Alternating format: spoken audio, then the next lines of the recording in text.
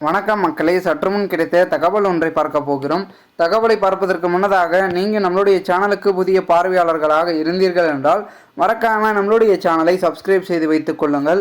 தற்பொழுது பல கட்டங்களாக இந்திய அளவில் தேர்தல் நடந்து கொண்டிருந்தாலும் கூட தற்பொழுது மிகப்பெரிய அளவில் பேசும் பொருளாக பாஜகவா, காங்கிரஸா, ஐஎன்டி கூட்டணி இவர்கள் வெற்றி பெற போகிறார்களா அப்படின்றதான் அதிகமாக பார்த்திங்கன்னா பார்க்கப்படுகிறது. அதாவது மிகப்பெரிய அளவில் என்னதான் சொல்லி கொண்டிருந்தாலும் கூட ஒரு பக்கம் அடுத்தடுத்து நடக்கக்கூடிய ஒரு விஷயமே பார்த்திங்கன்னா பார்க்கப்படுகிறது. ஓகேங்களா?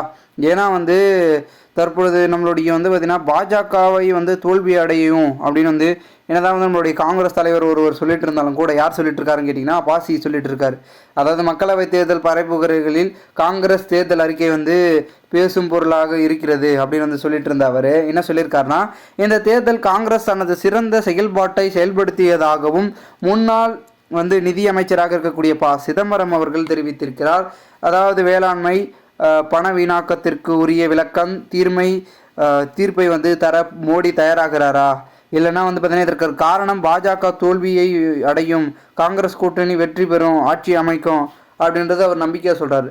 குறிப்பாக அவர் சொல்வதற்கான காரணம் என்னவென்றால், பாஜக கூட்டணி அதாவது அரசியல் சாணத்தை காப்பாற்றியதற்கு நின்ற ஒரு கூட்டணி தான் இது அப்படின்னு நம்மளுடைய ராகுல் காந்திக்கு நன்றி தெரிவிக்கும் விதமாக சொல்லி கொண்டிருக்கிறார்கள்.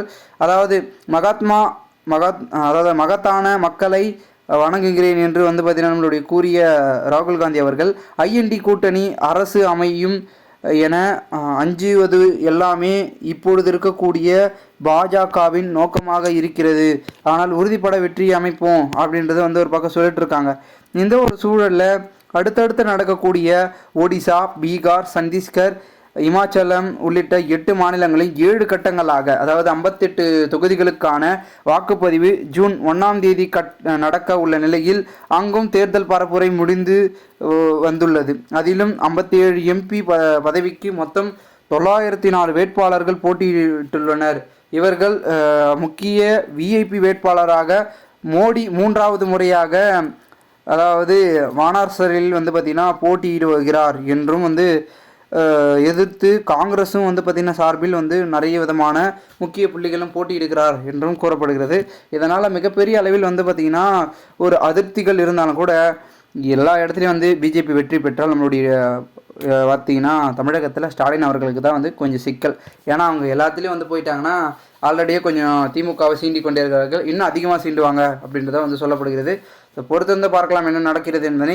மேலும் இது போன்று நீங்கள் அரசியல் சார்ந்த நிகழ்வுகளாம் தினசரி தெரிந்து கொள்ள சேனலை சப்ஸ்கிரைப் செய்து வைத்துக் கொள்ளுங்கள் மக்களே.